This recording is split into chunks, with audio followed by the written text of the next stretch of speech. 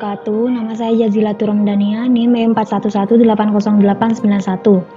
Di sini saya akan mempresentasikan tentang kasus hubungan antara produsen dan konsumen yang berkaitan dengan etika bisnis. Latar belakang permasalahan. Konsumen merupakan stakeholder yang sangat hakiki dalam bisnis modern. Bisnis tidak mungkin berjalan kalau tidak ada konsumen yang menggunakan produk atau jasa yang dibuat dan ditawarkan oleh produsen. Dalam hal ini, tentu tidak cukup bila konsumen tampil satu kali saja pada saat bisnis dimulai. Supaya bisnis berkesinambungan, konsumen perlu secara teratur memakai serta membeli produk atau jasa tersebut dan dengan demikian menjadi pelanggan.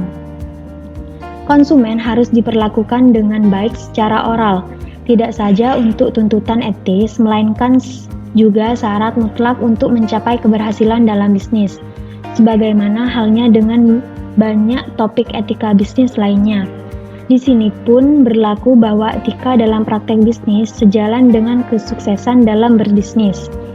Perhatian untuk etika dalam hubungan dengan konsumen harus dianggap hakiki demi kepentingan bisnis itu sendiri. Konsumen tidak mempunyai keahlian maupun waktu untuk secara seksama menyelidiki tepat tidaknya mutu dan harga dari begitu banyak produk yang ditawarkan. Permasalahan perlindungan konsumen ini tidak akan pernah habis dan akan selalu menjadi bahan perbincangan di masyarakat. Selama masih banyak konsumen yang dirugikan, masalahnya tidak akan pernah tuntas. Oleh karena itu, masalah perlindungan konsumen perlu diperhatikan. Hak konsumen yang diabaikan oleh pelaku usaha perlu dicermati secara sesama. Serang Sat Reskrim Polres Serang bersama BPOM meringkus produsen Serang Satreskrim Polres Serang bersama BPOM meringkus produsen tahu berbahan pengawet formalin di Kampung Lopang, Domba, Kelurahan Lopang, Serang, Banten. Petugas mengamankan 2.000 tahu warna putih siap jual yang mengandung formalin dan bubuk formalin, serta kacang kedelai yang belum diolah sebagai barang bukti. Campuran formalin itu diyakini P dapat menghindari dari kerugian. Setiap harinya P dapat mengantongi 1,5 juta dari produksi tahu berformalin. Hasil usaha ilegalnya itu mampu menghidupi 2 istri dan 2 anaknya. Kasus di bidang pangan ini adalah kasus yang paling mengkhawatirkan masyarakat. Zat-zat yang berbahaya diantaranya formalin, borak, rodin B, methyl yellow, dan lain sebagainya. Kasus seperti ini jelas telah melanggar Undang-Undang Perlindungan Konsumen.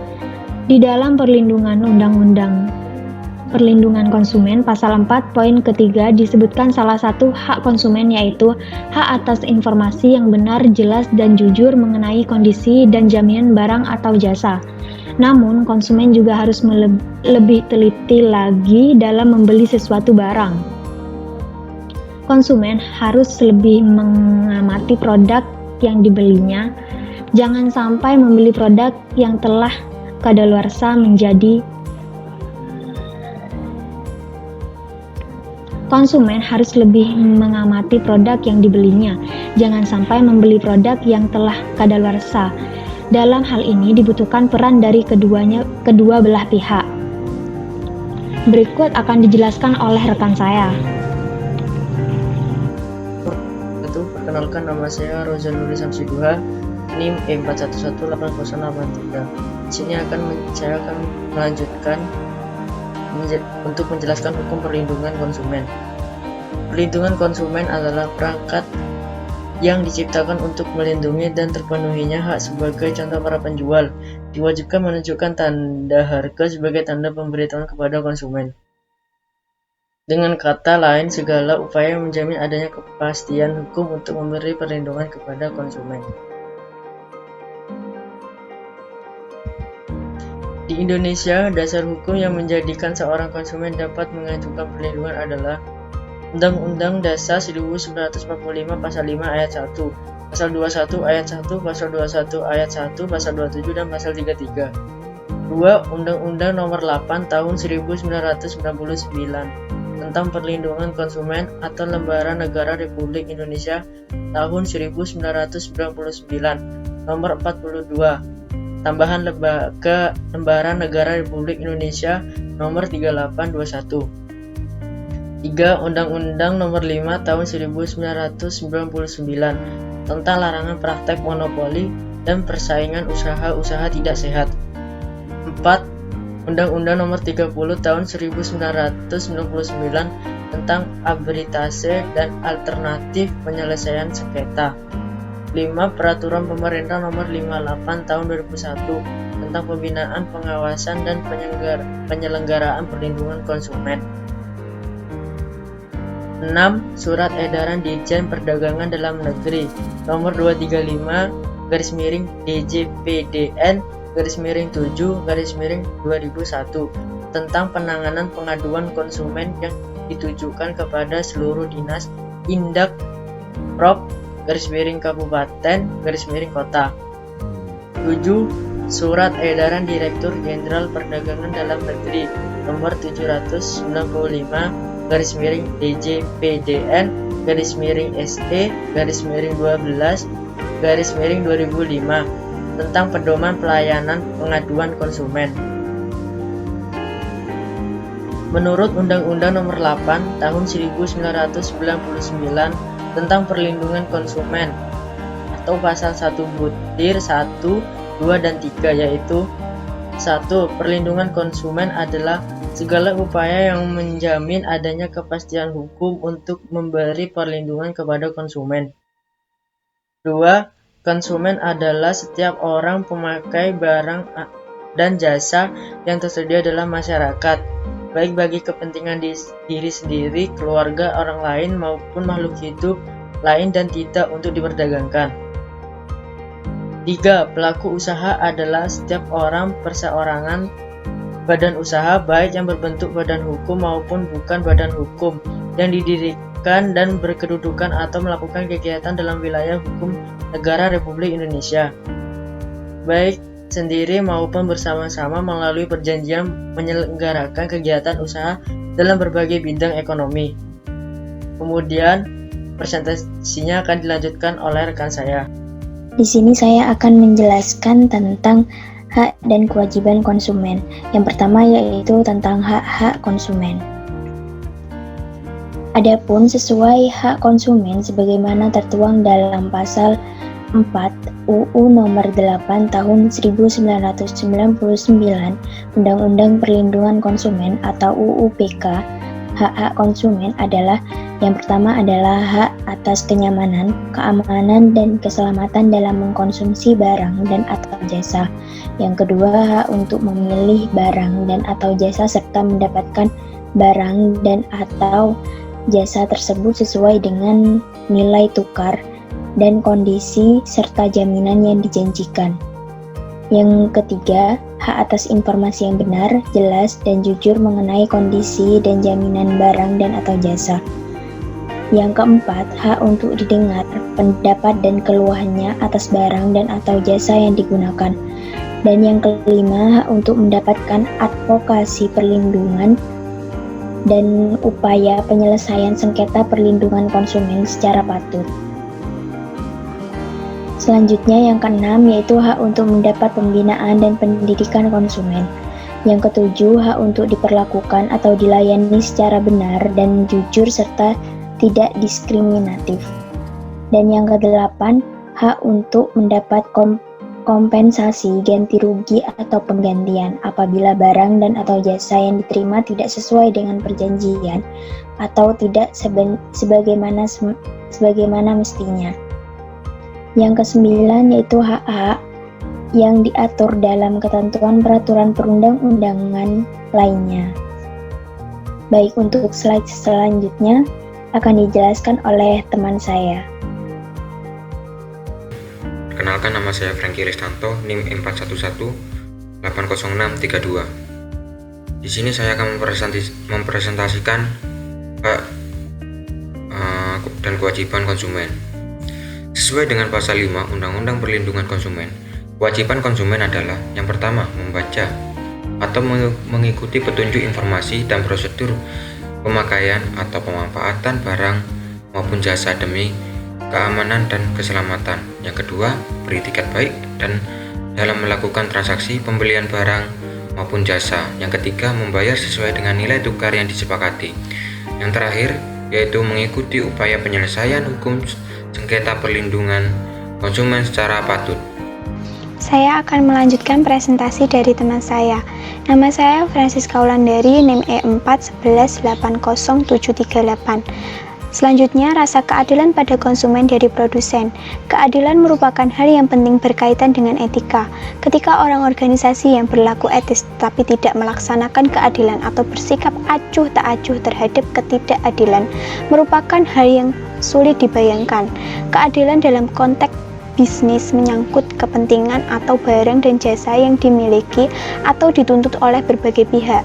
Keadilan dalam konsep pemenuhan hal konsumen berkaitan dengan transaksi antara perusahaan atau pebisnis dengan konsumen harus menerapkan berbagai norma moral dan etika yang berlaku di lingkungan masyarakat yang meliputi kebenaran, kejujuran, keadilan, akan tetapi penerapan kadang-kadang berbeda sehingga muncul gerakan kekuatan konsumen yang berarti makin gencar tuntutan antara kepentingan konsumen yang terlindungi.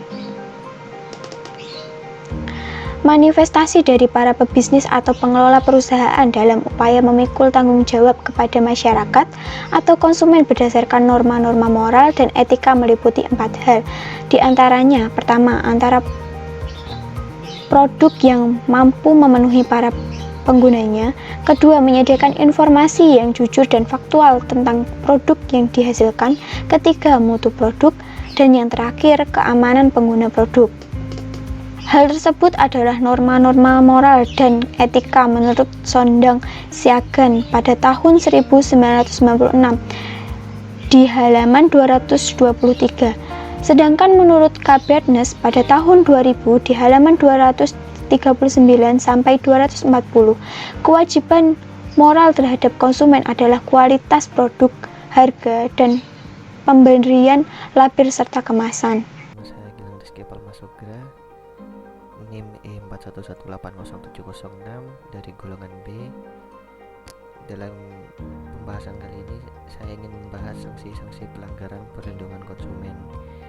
Yakni terdiri dari sanksi perdata dalam bentuk ganti rugi, pengembalian uang, penggantian barang, perawatan kesehatan atau pemberian santunan, dan ganti rugi diberikan dalam tenggang waktu 7 hari setelah tanggal transaksi.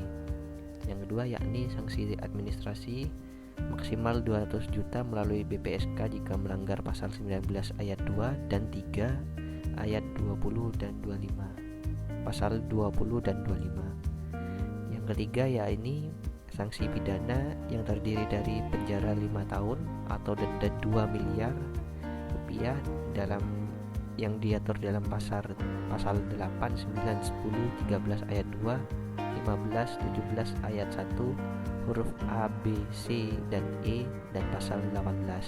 Penjara 2 tahun atau denda 500 juta rupiah yang diatur dalam pasal 11, 12, 13 ayat 1, 14, 16, dan 17 ayat 1 huruf D dan F. Ketentuan pidana lain di luar Undang-Undang Nomor 8 Tahun 1999 tentang perlindungan konsumen jika konsumen luka berat, sakit berat, cacat tetap atau kematian. Hukuman tambahan antara lain pengumuman keputusan hakim, pencabutan izin usaha, dilarang memperdagangkan barang dan jasa, wajib menarik dari peredaran barang dan jasa, hasil pengawasan disebarluaskan kepada masyarakat. Di sini saya Gabriela Caroline Runturambi, NIM E411800617 akan meneruskan pembahasan mengenai aturan hukum di Indonesia dalam menyikapi pelanggaran yang terjadi di produsen berdasarkan kasus. Berdasarkan kasus pada latar belakang dan teori di atas, masih banyak pelaku usaha yang tidak menjalankan kewajibannya dan masih banyak konsumen yang merasa dirugikan akibat oknum-oknum pelaku usaha yang tidak bertanggung jawab. Jika dilihat menurut Undang-Undang Nomor 8 Tahun 1999 tentang Perlindungan Konsumen, kasus pelaku usaha di bidang pangan tersebut menyalahi ketentuan. Berikut adalah beberapa pasal dalam UU Perlindungan Konsumen yang dilanggar oleh pelaku usaha dalam bidang pangan.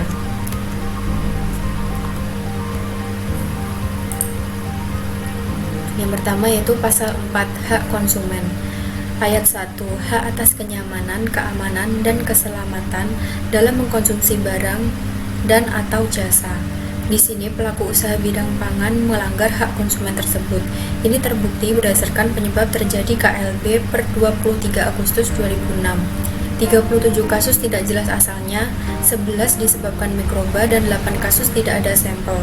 Pada tahun 2005, KLB yang tidak jelas asalnya atau berasal dari umum sebanyak 95 kasus, tidak ada sampel 45 kasus, dan akibat mikroba 30 kasus.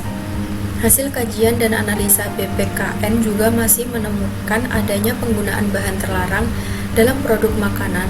Ditemukan penggunaan bahan-bahan terlarang seperti bahan pengawet, pewarna, pemanis, dan lainnya yang bukan untuk pangan, seperti rodamin B dan metanil yellow. Ayat 3. Hak atas informasi yang benar, jelas, dan jujur mengenai kondisi dan jaminan barang dan atau jasa.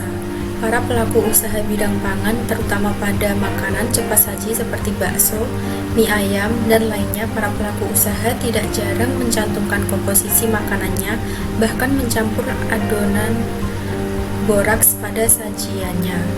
Hal ini mempersulit konsumen dalam mengetahui informasi komposisi pada bahan makanannya. Lalu akan dilanjutkan oleh pemateri berikutnya.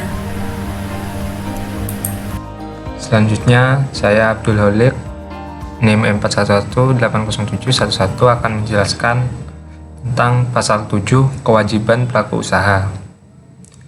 Untuk ayat 2, memberikan informasi yang benar, jelas dan jujur mengenai kondisi dan jaminan barang atau jasa, serta memberi penjelasan penggunaan, perbaikan, dan pemeliharaan. Lalu pelaku usaha bidang pangan tidak pernah memberitahu kondisi serta penjelasan komposisi makanan apa yang tergantung di dalamnya. Terkadang juga pelaku usaha tidak mencantumkan tanggal kadaluarsa pada makanan, kemasan, dan kaleng. Oke, lanjut slide berikutnya. Pasal 19 ayat 1. Pelaku usaha bertanggung jawab memberikan ganti rugi atas kerusakan, pencemaran, dan kerugian konsumen akibat mengkonsumsi barang atau jasa yang dihasilkan atau diperdagangkan. Untuk ayat 2, ganti rugi sebagaimana dimaksudkan pada ayat 1 dapat berupa pengembalian uang atau penggantian barang atau jasa yang sejenis atau setara nilainya, atau perawatan kesehatan dan atau pemberian santunan yang sesuai dengan ketentuan peraturan perundang-undangan yang berlaku. Untuk ayat 3, pemberian ganti rugi dilaksanakan dalam tenggang waktu 7 hari setelah tanggal transaksi. Lanjut slide berikutnya. Hukuman bagi para oknum penyalahgunaan zat berbahaya dalam produk pangan di Indonesia. Hukuman bagi pelaku usaha pun masih terlalu ringan. Misalnya yang terbukti bersalah hanya divonis penjara 3-6 bulan, sedangkan dendanya hanya sebesar Rp200.000. Dasar hukum yang dipakai oleh hakim dan jaksa hanya KUHP atau peraturan daerah, sedangkan dalam UU Perlindungan Konsumen Nomor 8 Tahun 1999, pelanggaran terhadap kesehatan konsumen dapat dikenakan hukuman maksimal 5 tahun. Berikut denda hingga sebesar 2 miliar rupiah. Nama saya Muhammad Famuri Nurbuyan Bodo, NIM M41180990. Saya akan menjelaskan tentang etika dalam menjalankan bisnis sesuai dengan kasus. Banyak orang yang tidak tahu bahwa bisnis tertentu merusak masyarakat, baik dalam kaitannya dengan kesehatan, mental, maupun budaya masyarakat. Timbulnya berbagai penyakit yang sangat dipengaruhi oleh pola konsumsi makanan tidak merupakan tanggung jawab pedagang atau orang bisnis. Demikian pula, sampai pada tingkat tertentu, orang bisnis membuat masyarakat menjadi sangat konsumtif dan bahkan sampai pada tindakan kriminal seperti pencurian, perampokan, dan korupsi.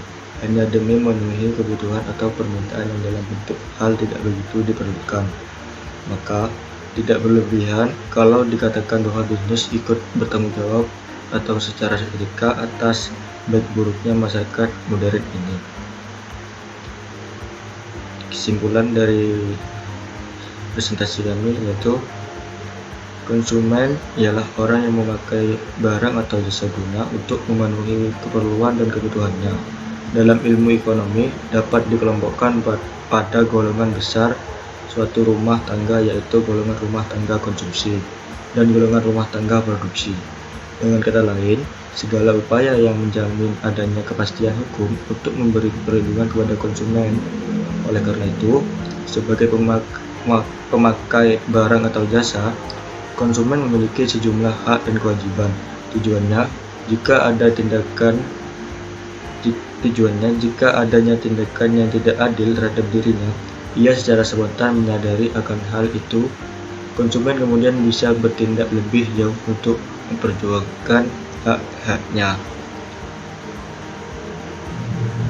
Ada beberapa saran. Berdasarkan uraian di atas, maka diharapkan makalah ini dapat bermanfaat bagi orang lain, terutama pada para pelaku produsen dan konsumen, agar lebih baik atau agar lebih memiliki norma-norma moral dan etika yang baik lagi dalam melakukan atau menjalankan suatu bisnis atau usaha. Terima kasih. Assalamualaikum warahmatullahi wabarakatuh.